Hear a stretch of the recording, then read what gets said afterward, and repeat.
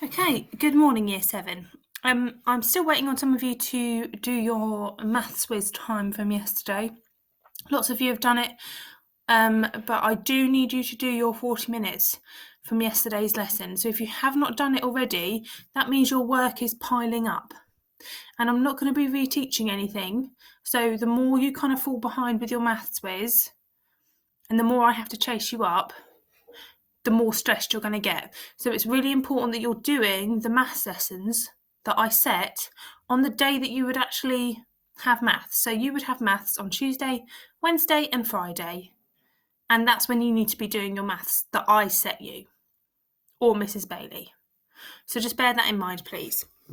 So today's lesson is starting a new topic. Last topic that we did was obviously all on fractions, but we're going to be focusing more on percentages really. But to start off, we're going to talk about the equivalences between fractions, decimals and percentages. So if you could pause the video, write your date, title and your learning objective. So both of them is fine. And then we can move on, okay? So here are some important equivalences that you need to know, and that probably some of you know already. Okay, so I would assume that everybody would know this one, and this one. Those three are the ones that I would think everybody would know. Now, if you have a look at the other ones, these are ones that you could technically work out. However, it makes your life a lot easier to just know them off by heart. So 1/100th is 0.01, which is 1%. 1/8, that's a really important one to know, is 0.125, which is 12.5%. And an eighth is actually half of a quarter. So if you look here, we've got 0.25 for a quarter. If you half that, you get 0.125. So that's how those two link together. Yeah.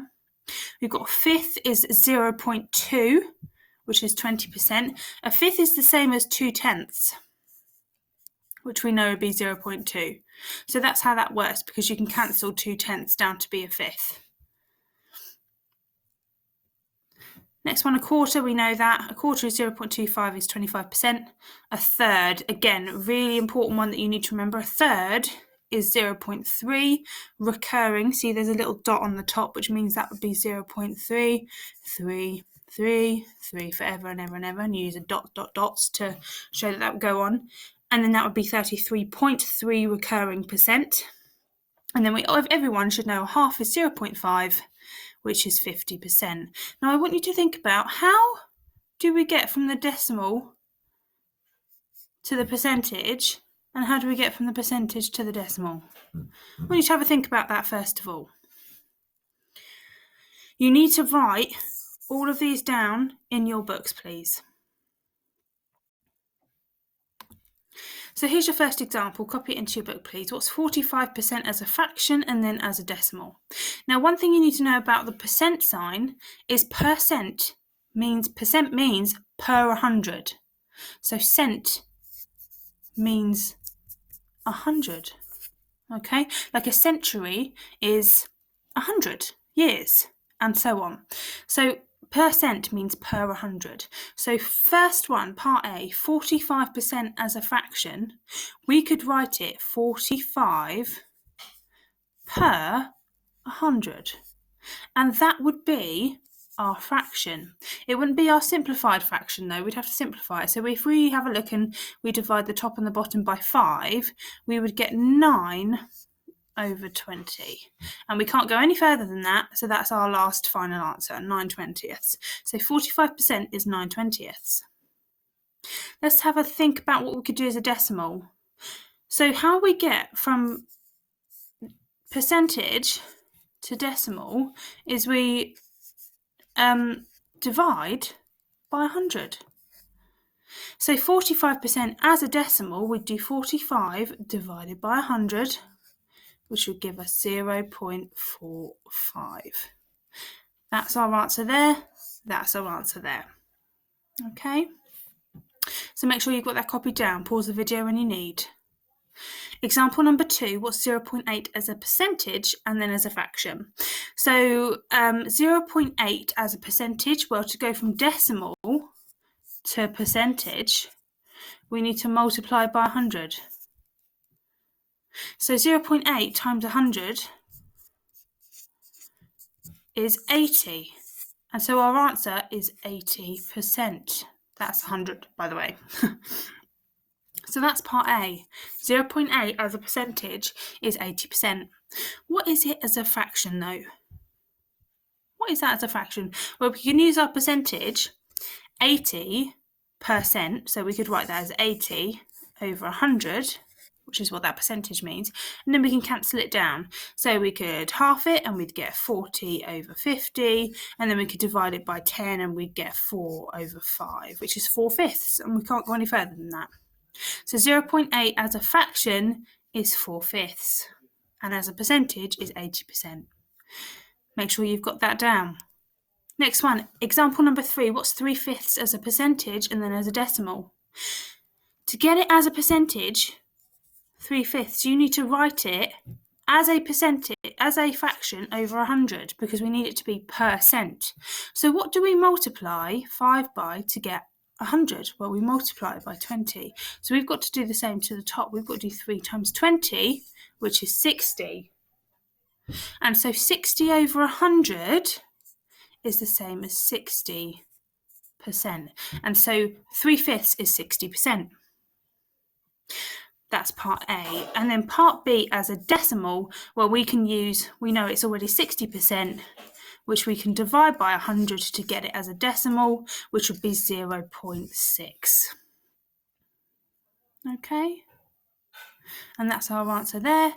That's our answer there. Okay, one more example. Now you'll see here I've got an improper fraction. Okay, 17 over 5 as a percentage and then as a decimal. You can do exactly the same thing. So 17 over 5, we need to get it as a fraction over 100. Well, again, what did we multiply 5 by to get 100? We multiplied it by 20. So we've got to do 17 times by 20. If I times it by 2, which is 34, and then times it by 10, that's the same thing. So I get 340 over 100, which tells me that that is 340%.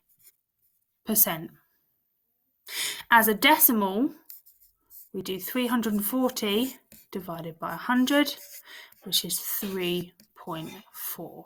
And that makes sense, doesn't it? Because 340% is obviously bigger than 100%, which would be represented by 1.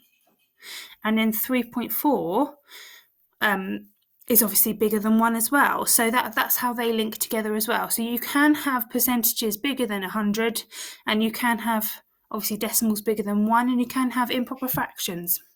And that's what that leads to. Okay, so here's 3 points that I would like you to copy into your books, 1, 2, and 3. Just a few kind of important bits to write down there. So pause the video, you can put that in our highlighted boxes like we usually do.